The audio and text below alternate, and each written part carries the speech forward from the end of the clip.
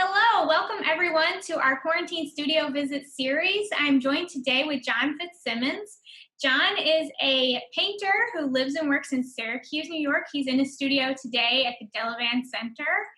And John most recently exhibited his work with us in Made in New York 2019, where he won Best of Show. Thank you so much for joining us, John. Thank you. Yeah. Good seeing you. So thank you for inviting us into your studio space. One thing that I was really struck by when I saw your most recent paintings at the Art Center were your figures. And I love a good painting in terms of, I was very impressed with almost like the psychology of the painting. Your figures have a very strong tension in them. And it wasn't indicated just by their stance. It was a lot in the color and in the brushwork. Can you talk a little bit about that and like what that tension is in your work? I can't say what that tension is, but I want that tension. I've painted in a lot of different styles, and people my age, coming up in the 60s and 70s, there's a lot of influence of the abstract expressionists. So the abstract expressionists, from a painter's point of view, has a lot to do with, one term is action painting. And that's not necessarily throwing painting around, but it has a lot to do with the mark, making the mark, leaving evidence of the process. So the process, leaving the mark and evidence and the evolution of something. So when you start a painting, you never know where it's going. You don't start a painting knowing what it's going to look like. So that's always been an element that I've dealt with. And that's somewhat antithetical to figurative work, where much figurative work, let's say the 19th century figurative work, the artist knew exactly where he was going. This was drawn out. This paint is going here. This paint is going there. This is what it's going to look like. So I've always been interested in the figurative painting, but that process I've always been interested in too. So how do you resolve the two? And one of my favorite paintings, Diebenkorn. And Diebenkorn was trying to resolve that. He was addressing the figure. He was addressing figurative art, recognizable images, with the flatness, the mark making, color as emphasis, color as structure, the Cézanne, Matisse thing. So that's always been something I've tried to reconcile. So that goes back to not knowing where the painting is going. So I start a figurative painting, the figure. I get to a place, I'm unhappy with it. I don't know where I'm going. I'm lost. I'm discouraged. And I work on it more, and I, feel better about it. And at some point, I know I've gotten something. And I can't tell you what that is, but I know it when I got it. And then I can continue to resolve it. That goes back to that tension you're talking about. So you can start with an image and work it and perfect it and make it perfect. You make the perfect bowl of fruit, and it's not interesting because there's no tension. You know it's a pear. You know where the pear is. You know what the light is. There's no questions. There's no tension. There's no doubt. It's like, so what? It's an ad. It's a perfect ad for selling pears, okay? So we're not selling pears. We're not selling figures. We're making paintings.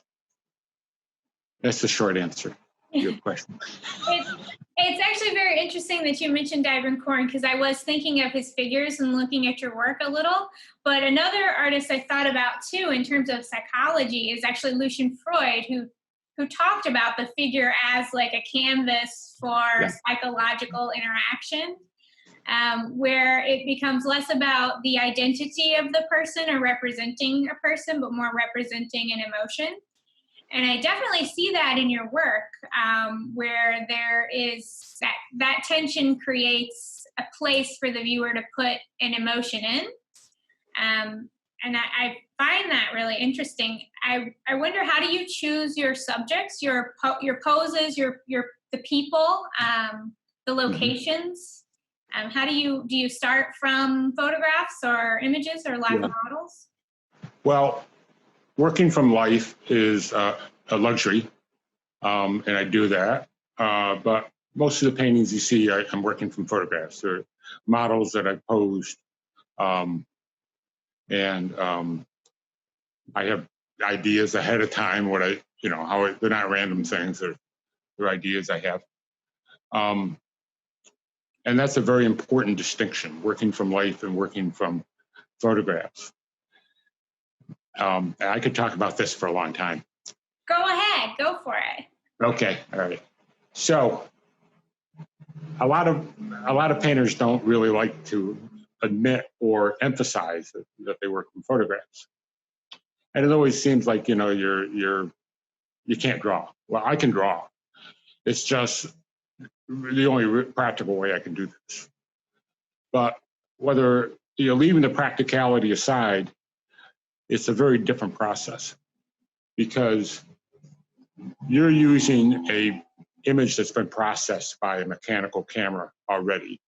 It's already a flat image. Versus sitting here looking at a model and understanding the space and all this stuff. Very, very, very different. Can you tell me a little bit about the work behind you and what you're working on right now? Yeah, this is a series that I'm in the midst of right now. This is 6 foot by 4 foot. I'm probably going to call this 4 women. I'm not sure. The same image, just the same woman. It's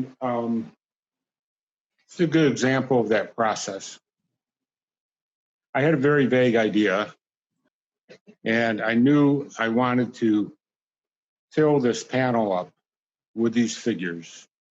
And to do it, you have to have a certain structure. So this is pictorially about color, obviously about that red, but it's this rhythm where you're carried across the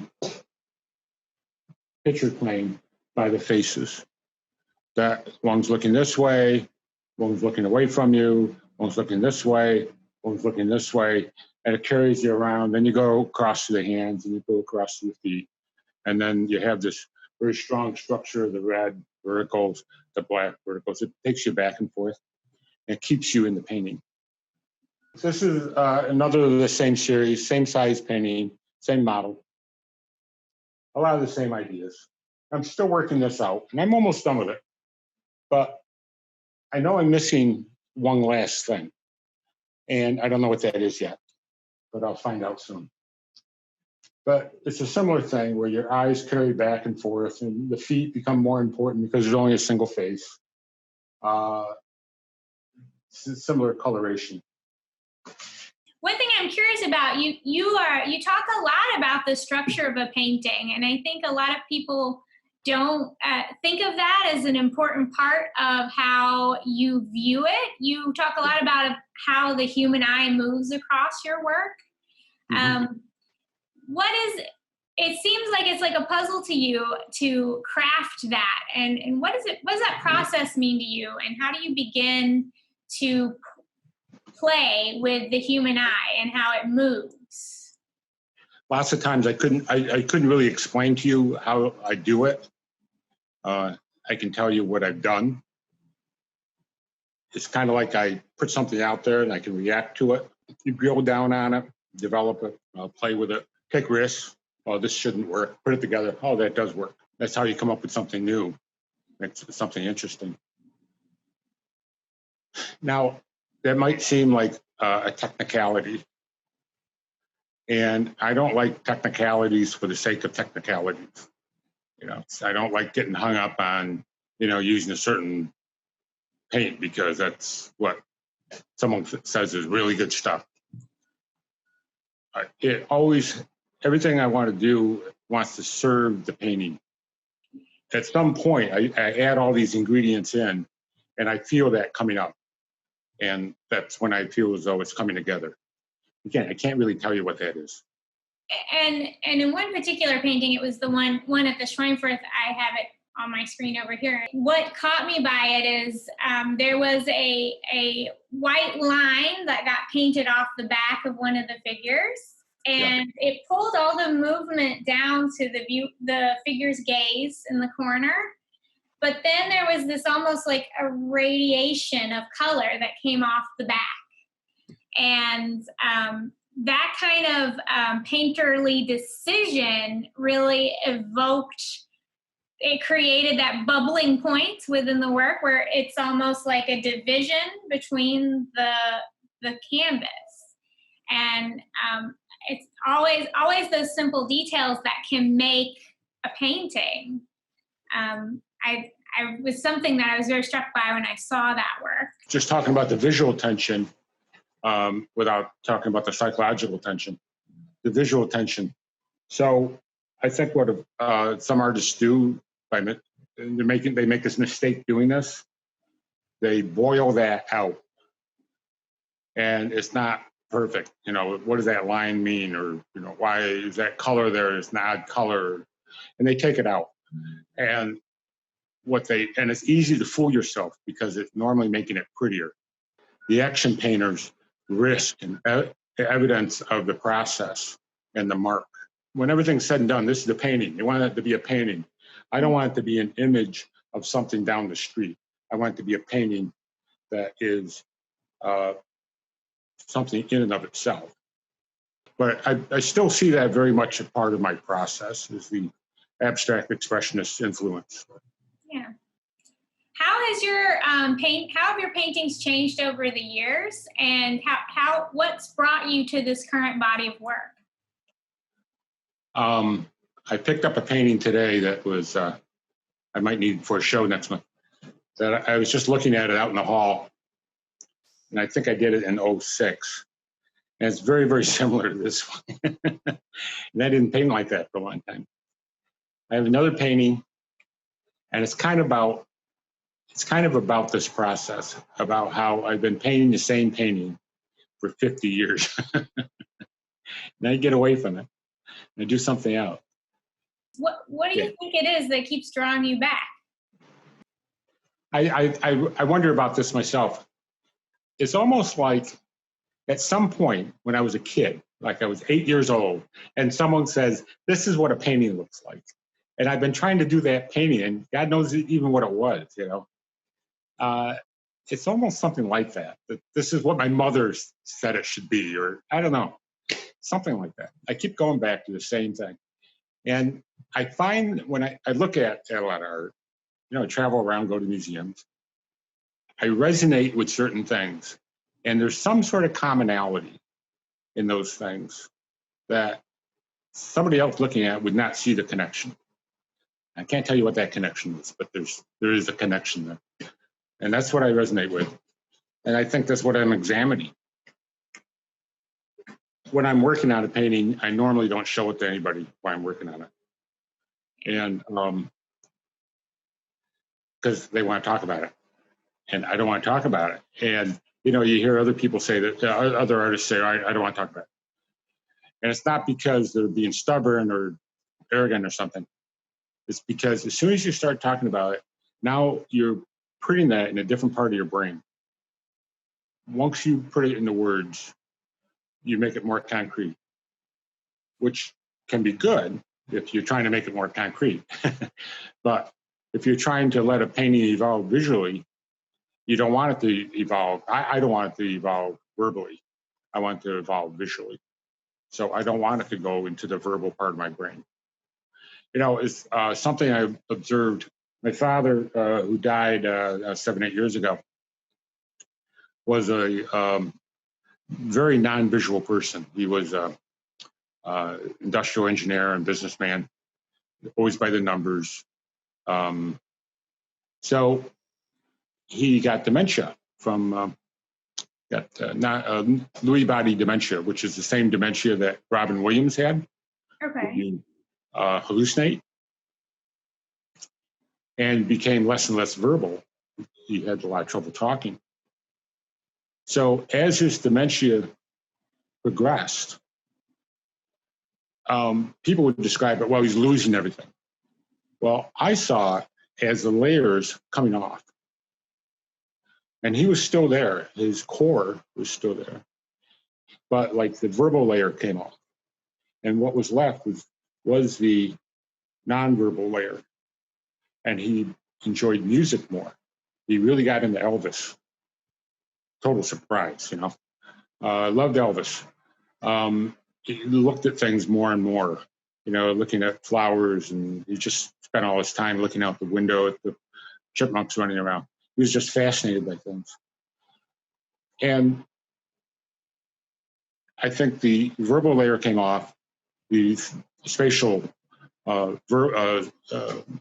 layer was revealed. Do you see your process as like taking away or adding or focusing on certain layers? Like, for example, in the one behind you, it seems to be face, hand, and feet.